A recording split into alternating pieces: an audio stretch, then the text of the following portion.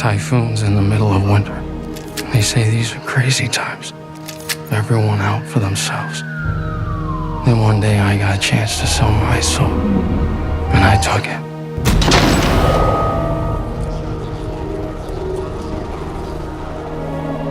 Would you like to eat with me?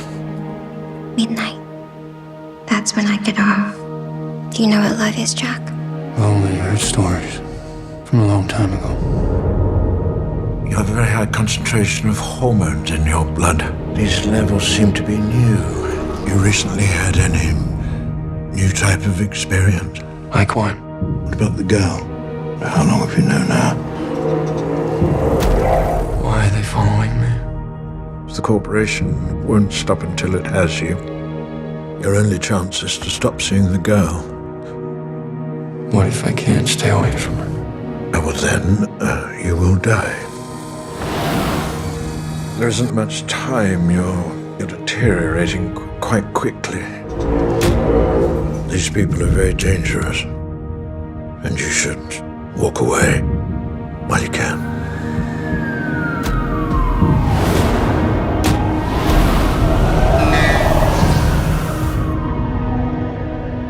You ever been scared? Yeah. I am of you.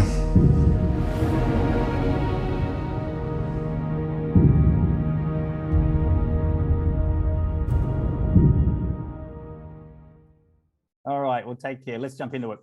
Ivan Sen, writer, director of Loveland. Congratulations on this this incredible vision. It's important that we don't give away too much narrative information when discussing the film, because part of the thrill is obviously the revelations of the story. So I guess thematically, what did you set out to achieve with Loveland?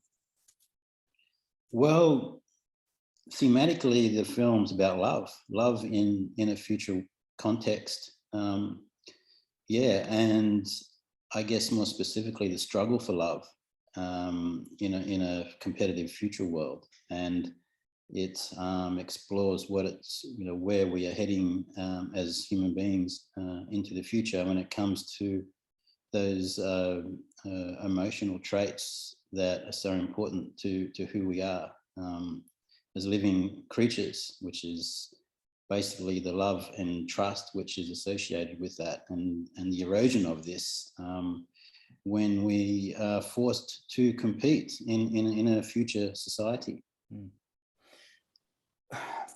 Your second feature, Dreamland, look at that. We even got the old copy of it there. How about that? What, you have a copy of it? Yes, I do. I do. I got that. How did you get that? You must know David Jowsey, do you? Well, I think that was delivered to the old Encore magazine offices when I used to work there.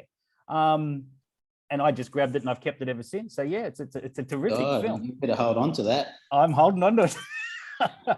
Tell me about your relationship with science fiction. How did your interest in the genre develop?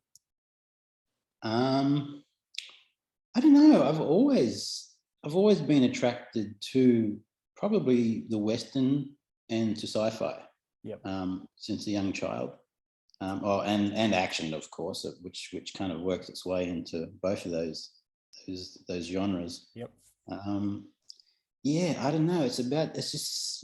I just think it's a very basic thing where your imagination can run wild. And of course, my first experience would have been sitting. We actually weren't in the drive-in. I was in Tamworth, very young child. We crossed the road and watched the cinema from across the road, sitting in a gutter. Actually, it was a drive-in, watching the screen from across the road using, back then there was like a wireless setup, and we had walkie-talkies. So we could tune into the audio signal from the drive-in. And yeah, I just remember seeing my first image of stormtroopers and Darth Vader sitting in a gutter at night with a couple of other kids with these walkie-talkies. And I think that was probably the first experience of sci-fi, and probably the first for many people was Star Wars. And then it was probably the next major moment would have been Blade Runner, I think. Yeah. Yeah, from there, I don't know. It's just that mystery of where things could head, where we could go.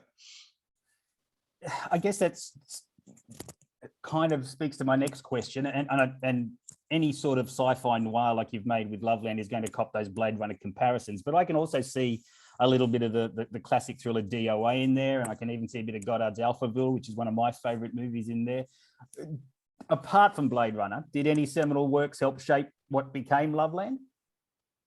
Oh, look, I think it's more to do with actually the location, because Hong Kong was the influence of the whole story, and just being in Hong Kong, I mean, it's such a incredible location and such a inspirational, romantic kind of ambience there. And yeah, and I would say I've been more influenced by Hong Kong cinema than anything from the English world in this film. And because especially of the 80s and 90s, the Hong Kong cinema, they basically shot their city. And for me, the city is it has such a cyberpunk feel, and has also had a huge influence on Asian cyberpunk, as well as Western. And so, yeah, I think it's more to do with actually Hong Kong as a city, as a location. And that's what I always try to do when I'm writing a film, is to just be very influenced by the location. Well, yeah, obviously with Goldstone and Mystery Road, that certainly comes to the fore. And with Dreamland, there's such an evocative sense of the landscape and what goes on around you. It's clear that you're inspired by the what you can capture in that frame of the landscape. So that certainly comes across in Loveland. You've answered this to a certain extent, but I just wanted to drill down on, what does the sci-fi genre afford you as a storyteller that's unique? What doors does it open? And especially with regard to Loveland, but in general. Well, from a creative point of view, you get to create or to paint a whole world.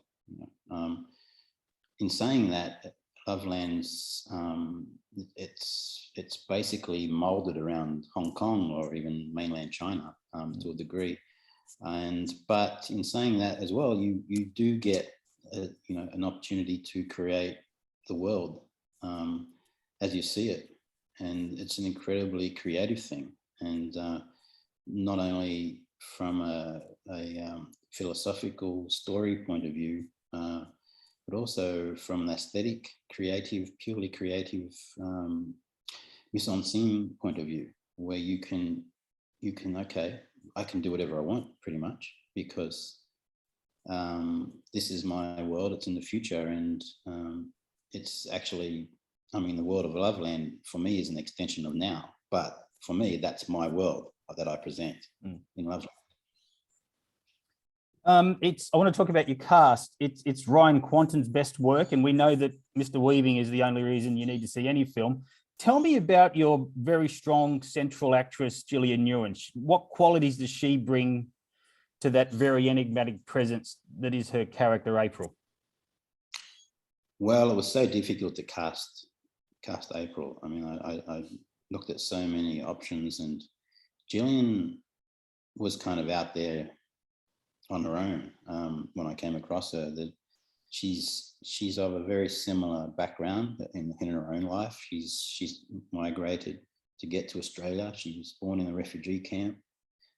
She's from Vietnam. Her character, I mean, April is from Vietnam, and she's got an amazing presence that kind of, I think, which it's a combination of allowing you in, but also a sense of mystery at the same time. She's her vocal ability, her singing ability was very important as well. And she's a dancer, she's a singer as well, and yeah, I guess all these things just added up, and yeah, I think she's got a very bright future ahead of her.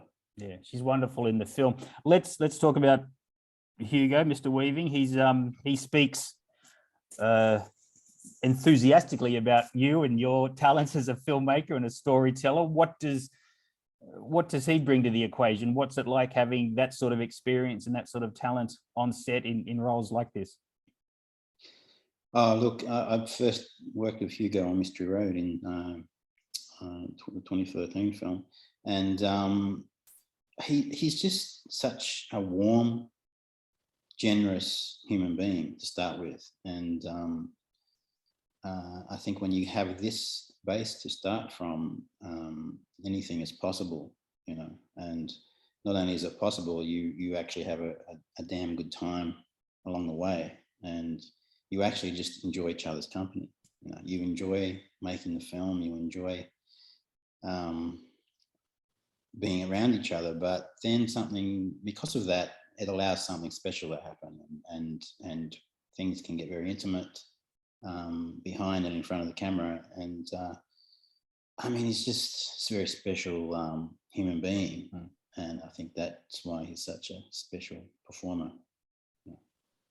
It's already sort of film industry legend, the story of how long Loveland was in development, then production, then post, and then COVID on its way to this March 17 release. Can you look back on the journey with any perspective yet? How do you recall the whole experience? Look, I watched the film yesterday. Was it yesterday or the day before yesterday, in a cinema, huge cinema, and I was just kind of tight watching it and making sure that I was watching it from a technical point of view, and it was a bit like water off a duck, you know. It was like it was nothing was coming in. I mean, emotionally, it was just it was like a scientist watching it or something. Yeah. It was, but in saying that, it's I still can get into the film, and it still has a very emotional impact on me. I mean, I'm just watching the moments, and I just like, there's so many moments within the film that come from real life and from real people, and I think it speaks to a lot of people in similar situation to the characters. Even though this is set in the future, it's very much based on characters that are walking and breathing now, and the pressures that they face. And I when I see that on the screen, I feel something, and I just feel, I mean, what an amazing opportunity to make films. You know, it's something that you notice things in real life, and it makes you feel something, and then to have a chance to put that together and for it to manifest into something that can have a similar effect on other people from all over the world. I mean, it's just such an incredible job, you know, whatever you want to call it. For me, it's my whole existence.